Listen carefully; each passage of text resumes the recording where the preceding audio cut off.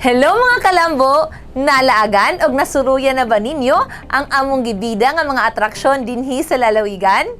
Kung humana, siguradong dilit ninyo malimtan ang inyong naeksperyensyahan sa mga nindot o talagsaong atraksyon sa lalawigan.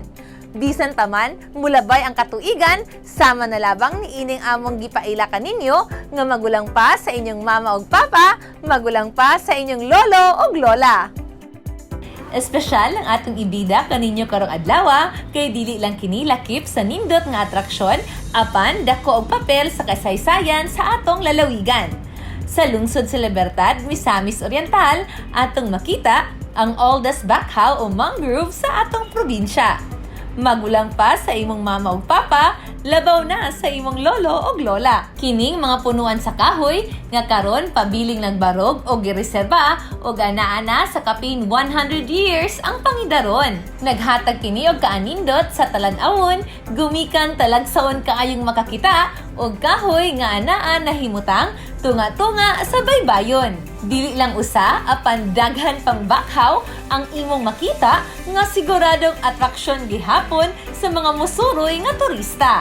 Si Nanay Pasita nga lumad sa maong lungsod, buhing saksi sa kadugayon sa mga backhoe nga makita lang sa ilang lungsod. Ako si Pasita Yap Bonani, kanhi sang sekretary sa Sangguniang Bayan sa Libertad Misamis Oriental for 21 years. Mangrove or backhoe. Sa gagmay pa mi, makita na namo nga naapoy pipila ka backhoe nga naa sa among kabaybayonan dinhi sa Libertad. Labi na gyud sa among barangay sa Dulong. Maayo gyud kung ampingan nato magkugi lang ang mga tao sa kabaybayonan mo cooperate lang. Dako gyud kaayo og ikatabang ang backhoe. Labi na kung ang gihigpitan ta pagpanguan sa isda, sa mga shells, kay buhahan sa ulahi nga mga katuigan, ang mga katawhan ra sa atong lungsod maumay mabulahan. Kita man tanan ang mabulahan ana kung gi-istrikto karon sa gobyerno nga kani nga area dili gid nato ni tamakan, dili nato panagatan ana. Dayon kaning backhoe, ako mismo giaghat man gani nako akong mga parinti sa Dulong nga kung mahimo magtanom og backhoe sa inyong tungod, ampingan ninyo, inyong ariglahon, kay ang backhoe dako kaayong ikatabang ninyo, labi na kung mga bagyo. Dayon, lugar mapuslan po kay kanang mga shells nga atong kapamaliton, kung dili na nahigpitan sa gobyerno, kita man gyapon ang maka-enjoy. Sa ato ra gyapon, kita ra gyapon ang mabulahan.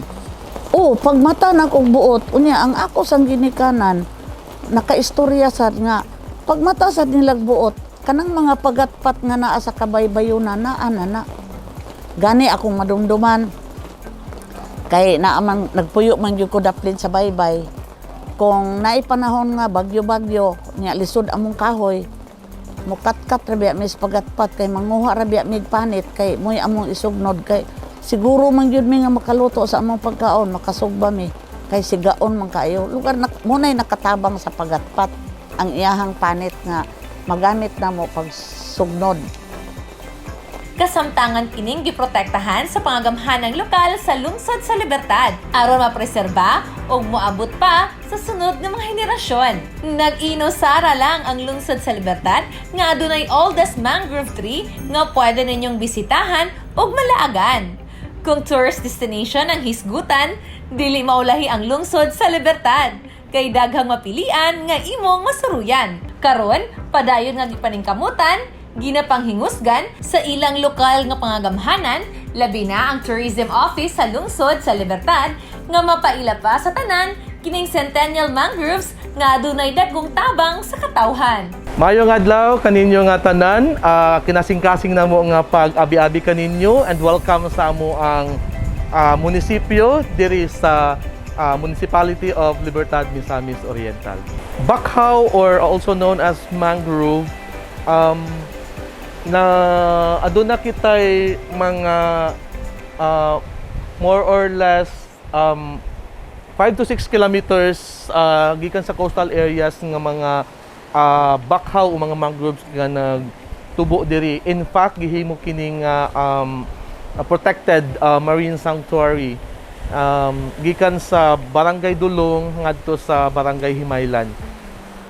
Sa pagkakaroon, gipangusgan sa ato ang Municipal Tourism Office o sa Municipal Tourism Council inubanan sa giya sa ato ang gagamhanan sa lokal nga panggobyerno sa Libertad Misamis Oriental asto sa pag hatag og importansya sa bakhaw. In fact, aduna kami nahimong murag gitawag nga tagline asto sa bakhaw ang buhing bahandi, which means hasta gagikan ang panginabuhian, ang mga job opportunities, ang mga trabaho, even mga byproducts sa ato ang munisipyo. In fact, one of our one town one products is ang gitawag nato nga ginamos o naasad kita yung mga seaweed sticks o ato na isang ma-coordinate o ma-intercorrelated sa ato ang bakhaw.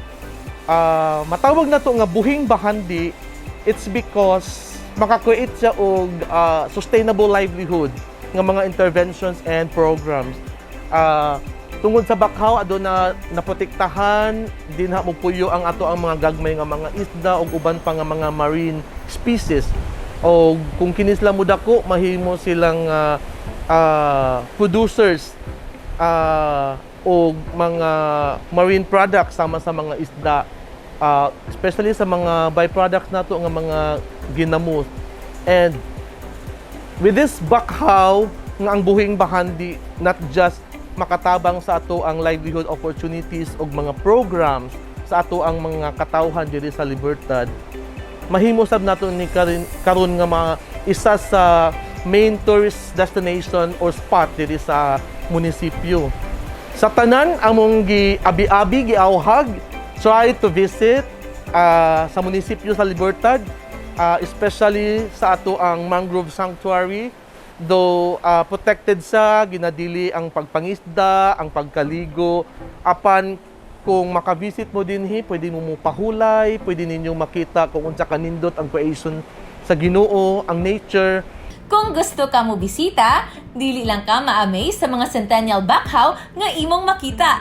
Apan makawaw usab ka sa kaanindot sa palibot og presko nga hangin nga imong mabati. Kini mga bakhaw dako gikatabang kanatong katawhan. Dili lang kini itluganan sa mga isda, apan anaa sila aron protektahan kita sa dagkong balod gikan sa kadagatan. Lahi sa ubang kahoy ang bakhaw, mabuhi sa bisan asa kumpara sa uban. Ang ilang kadugayon o katiguangon nagpasabot nga daghang balod o bagyo na ang ilang giagian, apan nagpabiling lig-on og mibarog bisan unsa mang unos ang nilapdos. Padayon nga nakatabang sa kinaiyahan, taliwala sa mga panglampornas nga giagian. Susama sa Centennial bakhaw nga makita sa lungsod sa Libertad, hinaot nga magpabilin kitang lig-on bisan pa man sa atong nasinating kalisod o sa mga hagit karon.